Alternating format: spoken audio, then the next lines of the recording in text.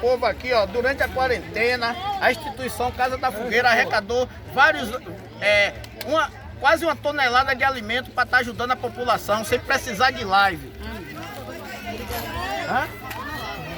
Uma tonelada de alimento aqui, ó, Casa da Fogueira, a instituição Casa da Fogueira, fazendo a doação da quarentena aos pessoal mais humilde, junto com o povo.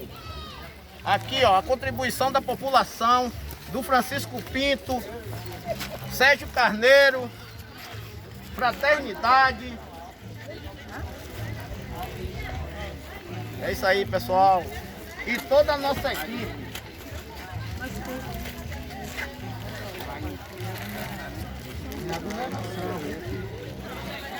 Casa da Fogueira, trazendo a felicidade aqui junto com os nossos colaboradores, nossos Tô filmando não, tô cortando.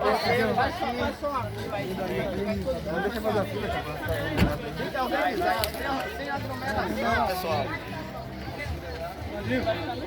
Abre lá o outro carro, esse aqui, ó. Sandrinho.